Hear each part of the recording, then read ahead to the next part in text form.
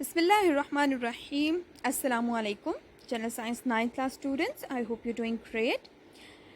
Welcome to another lesson of our chapter 3 and our today's topic is metabolism. So, metabolism के बारे में हमने detail में देखना है ये किस तरह की रिएक्शंस को हम कहते हैं मेटाबॉलिज्म या कौन से प्रोसेस को मेटाबॉलिज्म कहा जाता है और उसकी कौन सी टाइप्स हैं. सो फर्स्ट ऑफ ऑल हम सबसे पहले डिफ़ाइन कर लेते हैं मेटाबॉलिज्म को कि ये क्या है. मेटाबॉलिज्म एक्चुअली जो लिविंग ऑर्गेनिजम्स हैं, जैसे हमने पिछले लेक्चर में भी कहा, उनके अंदर होने वाले कुछ जो केमिकल रिएक्शंस हैं उनको अगर हम इकट्ठा सबको करें तो हम उसको कहते हैं कि ये मेटाबॉलिज्म है. सो इसकी प्रॉपर डेफिनेशन हमारे पास क्या आती है?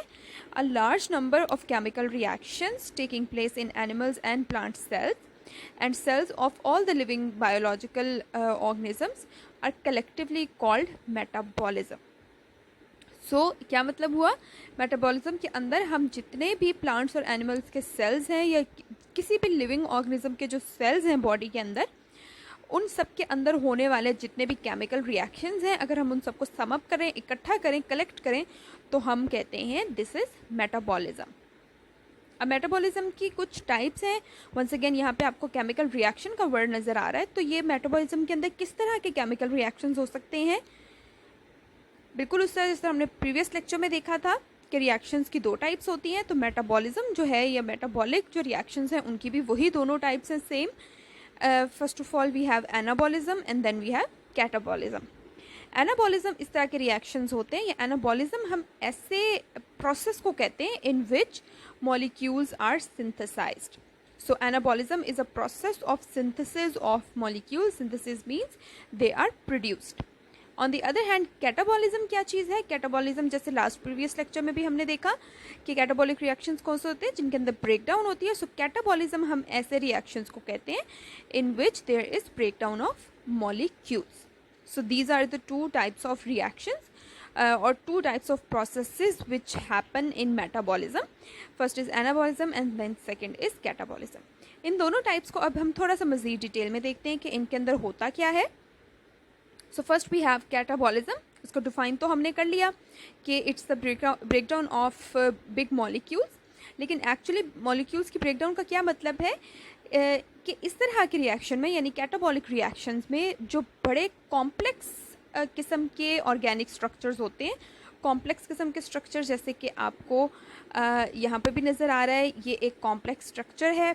इस तरह के जो कॉम्प्लेक्स ऑर्गेनिक स्ट्रक्चर होते हैं, ऑर्गेनिक स्ट्रक्चर्स कौन से होते हैं? जिनमें कार्बन और हाइड्रोजन मस्ट होता है और इसके अलावा और भी बहुत सारी चीज़ें हो सकती हैं.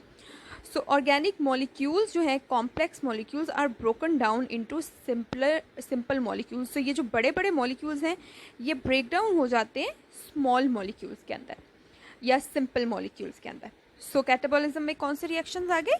In which complex molecules, organic molecules are broken down into simple molecules.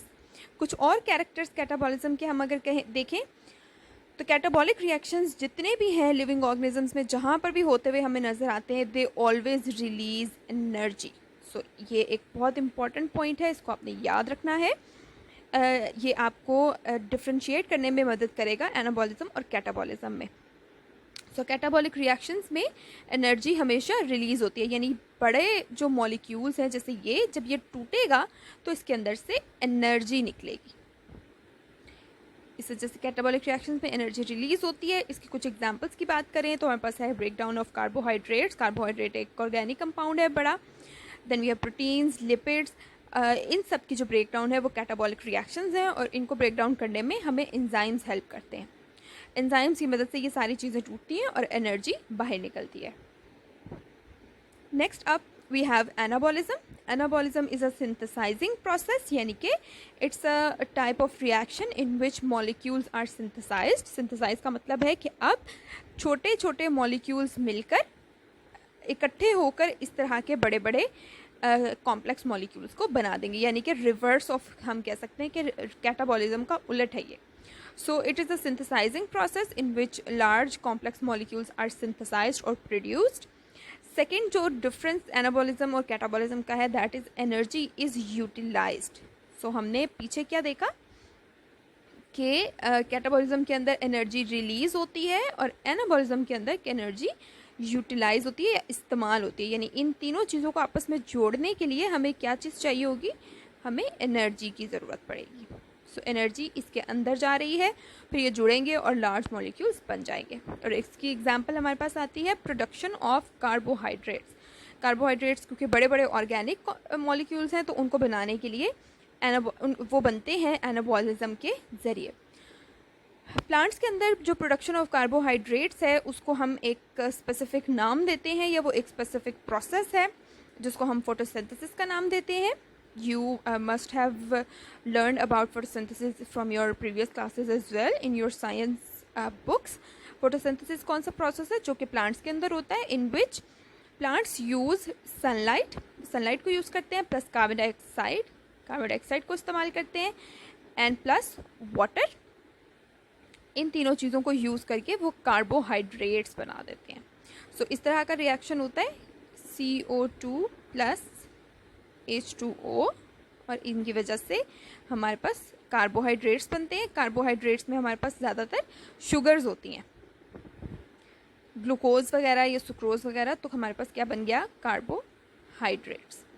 सो ये हमारे पास एग्जाम्पल आ गई कैटाबॉलिज्म की। So if you are asked to differentiate between anabolism and catabolism, you must list all of these points and their examples. Like you can see here, यहाँ पे आपको question भी मैंने बता दिया किस तरह से पूछा जा सकता है। मेटाबॉलिज्म की डेफिनेशन भी पूछी जा सकती है और कैटाबॉलिज्म और एनाबॉलिज्म को डिफ्रेंशिएट करने के लिए भी आपको पूछा जा सकता है। ऑल्सो फोटोसिंथेसिस की डेफिनेशन भी आपने याद करनी है। सो होपफुली आपको कोई भी प्रॉब्लम नहीं होगा इसको लर्न करने में, एंड इंशाल्लाह I will see you in the next lecture. अल्लाह हाफिज़।